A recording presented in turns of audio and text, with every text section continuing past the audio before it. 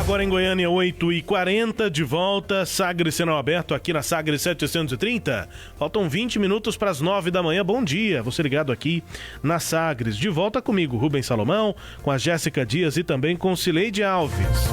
Nós vamos conversar agora sobre uma decisão do ministro do Supremo Tribunal Federal, Cássio Nunes, que acaba flexibilizando os prazos de inelegibilidade da lei da ficha limpa. A gente vai conversar sobre esse tema, sobre essa decisão, questionamentos a essa decisão, com a advogada Nara Bueno. Doutora Nara, obrigado pelo contato com a gente. Bom dia. Bom dia, Cileide, bom dia, Rubens, bom dia, Jéssica. É um prazer estar falando mais uma vez com seu ouvinte e vamos lá, o prazer é todo.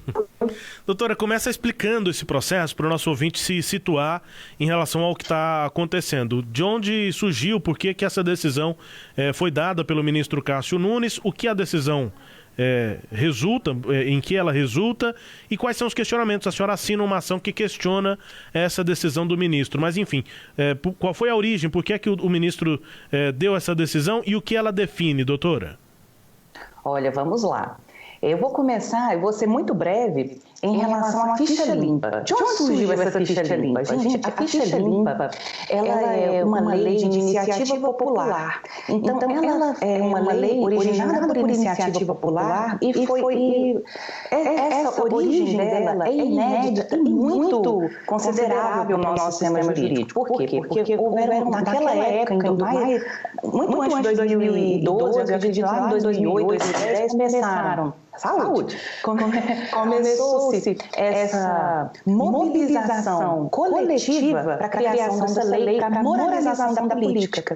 E lá no artigo 1º, inciso 1º, que a gente tanto discute a inelegibilidade da ficha limpa, diz o seguinte: são inelegíveis para qualquer cargo. E lá na letra E, olha só, lá fala assim, que as pessoas, os políticos só serão elegíveis, só terão condições de elegibilidade após o cumprimento da pena. Esse trecho é o trecho essencial que a gente tem que se ater. E o que aconteceu? Em 2012, o STF, em plenário, se reuniu, isso demoraram meses, e houveram debates vultosos, profundos a respeito das inelegibilidades, e essa linha e essa expressão, após o cumprimento da pena, foi declarado constitucional pelo nosso Supremo Tribunal, pela nossa Suprema Corte. Muito bem. Então, desde 2012, nós já temos aí 3 ou 4, essa seria a 4ª eleição de aplicação da constitucionalidade da lei da ficha limpa. E eu vou fazer só um parênteses aqui para o nosso ouvinte entender um pouco melhor, que é, lá nessa linha E, minha gente, são crimes, a gente não está falando de qualquer crime, porque qual que é a crítica da comunidade jurídica em relação à lei da ficha limpa? É que faz com que o político condenado, ele fique quase que para sempre alheio ao cenário político, mas essa não é a verdade. É uma opção legislativa consciente que foi declarada constitucional pelo STF lá em 2012 e são crimes gravíssimos, crimes contra o patrimônio público, a saúde pública, crimes de abuso de autoridade, lavagem de dinheiro, tráfico de drogas. Então são crimes, de fato, muito graves do nosso sistema jurídico. E aí, o que aconteceu? O Nunes Marques, em análise a uma ação direta de inconstitucionalidade, a uma ADI, ele suspendeu esse trecho. Então, ele disse assim que esse trecho de após o cumprimento da pena, ele não vai ser aplicado nessas eleições.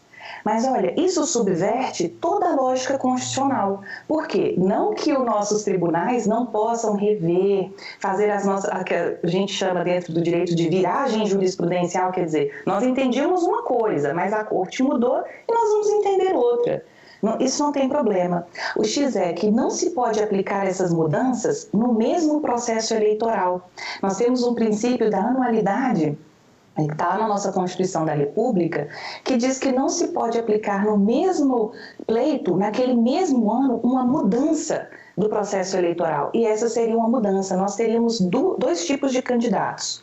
Aqueles que respeitaram o entendimento anterior, já sedimentado há várias eleições, e ou não se candidataram ou não tiveram seus registros deferidos, e um outro tipo, aqueles que estão em recurso e aí sim poderiam receber essas graças, né? Uma modificação do sistema, do processo eleitoral, durante a vigência do processo eleitoral. E isso não é admitido. Dos pilares do Estado Democrático de Direito é justamente os candidatos estarem em patamar de isonomia, de igualdade. Pois é, mas ainda que a senhora entenda que é possível que haja essas viradas jurisprudenciais, eu questiono o seguinte: é normal que haja uma virada com uma decisão monocrática de um ministro derrubando o entendimento de toda uma corte? Cileide, excelente sua pergunta, e essa é a grande dúvida e essa é a grande questão. Na minha opinião, não. Não é possível um juiz monocraticamente, em sede liminar, quer dizer, é uma decisão muito precária, porque nós temos uma corte, essa decisão foi tomada só pelo Nunes Marques, pelo ministro Nunes Marques. E aí, em sede liminar, quer dizer, ainda vão haver novos debates mais profundos em relação à lei. Então, no meu entendimento, não. Essa viragem jurisprudencial, ela jamais deveria ser tomada de uma forma monocrática em sede liminar. E digo mais, Cileide, quando eu comecei minha fala falando lá sobre a origem da lei da ficha limpa, o que eu tenho dito e defendido aqui, eu atuo nessa ação, nessa ADI 6630, representando a Cidadania Nacional, o Partido Cidadania Nacional, juntamente com Marlon Reis e outros grandes advogados, o que nós ali estamos defendendo? Defendendo o seguinte, que a origem dessa lei é de iniciativa popular. Mas desde 2012, quando ela foi declarada constitucional, até hoje, quer dizer, nós temos 8 anos aí, que o Congresso Nacional, ele poderia sim modificar essa lei, porque nenhum tipo de atuação do Judiciário impede o Congresso Nacional de atuar. No entanto, o Congresso Nacional nunca modificou e não fez novas leis para modificar esse entendimento de elegibilidade da lei da ficha limpa. Isso é muito significativo. Então, além de ser uma decisão precária, em sede liminar e monocrática, um dia antes do recesso forense, né, portanto, ainda nós temos aí uma decisão do ministro Nunes Marques que contraria o poder legiferante. Então, por quê? Porque se a gente quisesse realmente, enquanto comunidade, tirar a ficha limpa, modificar esses parâmetros de elegibilidade, nós faríamos isso através do poder adequado, que é o legislativo. Isso não foi feito. Então, eu acho temerário essa postura do ministro Nunes Marques. E agora o que vai acontecer? A senhora está dizendo que atua numa ação com o Cidadania, né, pelo Partido Cidadania. Quais são os passos dessa decisão do ministro Nunes Marques dentro do STF? Olha, agora a nossa intenção é suspender essa liminar concedida pelo ministro Nunes Marques. Então, a primeira intenção é essa. Por quê? Por conta desses argumentos e muitos outros. Nós temos argumentos sobre constitucionalidade, sobre processo constitucional, que não foi o devido processo constitucional, enfim. Mas a nossa intenção é suspender essa liminar. Suspendida a liminar, e o presidente do TSE pode fazer isso, nós vamos para a discussão do mérito. E lá no mérito, aí sim, eu acredito que vai algum tempo, mas além de ir algum tempo, Cileide, o que é importante? É importante que o tribunal ele tenha mais dados, digamos assim, mais argumentos para discutir, porque o mérito da ficha limpa, a essência da ficha limpa, ela reflete diretamente no nosso processo democrático. Então, a nossa intenção é realmente fazer com que o tribunal volte a discutir, a debater essas questões, e a população brasileira também. Essa liminar, esse pedido de suspensão da liminar já foi apresentado, já está com o presidente Luiz Fux? Já foi apresentado e está com o presidente Luiz Fux. Estamos aguardando aí a sua análise. Ele pode tomar a decisão a qualquer momento, negando ou concedendo? Justamente, a qualquer momento ele pode negar ou conceder. Mas nós tivemos aí, Cileide, um bom indicativo, que é a decisão do Barroso. Então, aí eu queria entrar nessa. Então, tem a suspensão da liminar lá no STF, enquanto isso, os políticos que se sentiram beneficiados pela decisão do Cássio Nunes entraram com pedidos no TSE, e aí agora explica o que aconteceu lá no TSE. Vamos lá. Lá no TSE, o que aconteceu? Aconteceu que, então, nessa ação 6630, o ministro Cássio Nunes Marques suspendeu esse trecho após o cumprimento da pena, e alguns políticos que ainda estão nesse prazo, que são de 8 anos do cumprimento da pena, mas ainda não transcorreu 8 anos após o cumprimento da pena, eles pediram no TSE, em casos concretos, portanto, que fossem diplomados e empossados. O ministro Luiz Roberto Barroso, que é presidente do TSE, na minha opinião, tomou uma decisão muito acertada, que é dizer que essa suspensão de liminar deferida pelo Cássio Nunes, ela não será aplicada imediatamente aos casos concretos que estão sob apreciação da Corte. Por quê? Cileide, isso é tão importante porque, na verdade, ele está protegendo tanto esse princípio constitucional da anualidade, de modificação das regras do jogo durante o jogo, como também outros princípios constitucionais, por exemplo, de segurança jurídica. Então, ali, nessa decisão do Barroso, o Barroso disse, olha, nós vamos aguardar o tribunal, a Suprema Corte, decidir em sede definitiva. E isso foi muito importante. Aliás, Cileide, para algumas pessoas, que eu sei que o sistema jurídico é bem complexo, e eu tenho ouvido críticas em relação ao Barroso, essa decisão do Barroso, dizendo que não, que uma decisão já deve ser efetivada de imediato, ainda mais uma decisão de um ministro. Mas veja bem, quando a gente está falando de decisão em sede abstrata, e por isso que eu citei a ADI 6630, que é onde essa decisão foi proferida, quando a gente tem essas decisões em sede abstrata, não quer dizer necessariamente que isso vai refletir imediatamente nos processos concretos. E isso o Barroso acertou. Por quê? Porque lá na ADI, inclusive pode haver pela Corte uma análise de modulação. Eu vou traduzir, é que eu falei juridiquês, mas eu vou traduzir. Que é uma análise da Corte em relação a quando essa medida entrará em vigor. Então, quando essa nova regra que nós decidimos aqui, nós fizemos a virada do jurisprudencial, e quando vai começar a afetar de fato os casos concretos. Isso a gente chama de modulação dos efeitos da decisão dentro do direito. E essa modulação ainda pode existir, inclusive levando mais para frente. Então, não afetando assim a isonomia dentro do processo eleitoral que a gente ainda está em curso.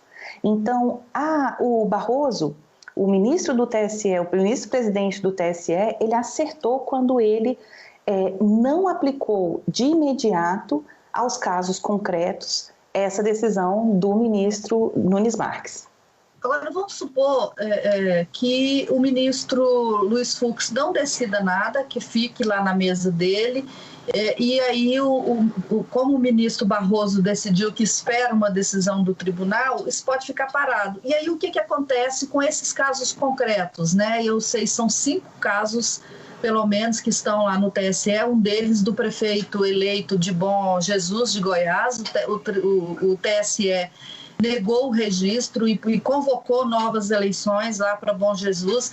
Bom, se não acontece nada, não tem decisão, está valendo o cancelamento do registro, está valendo a convocação de novas eleições? Olha, aí nós estamos diante, Cileide, de novamente, né, o processo eleitoral nos prega essas peças, que são surpresas. Mas no caso concreto de Bom Jesus e de outras cidades, inclusive Pinhalzinho, Pinhalzinho de São Paulo, que foi onde houve essa decisão do ministro, como ficará? Ficará o seguinte, a princípio, então, antes dessa decisão, nós eleitoralistas, dizíamos que haveria novas eleições suplementares. Agora não, calma. Então, o que vai acontecer agora?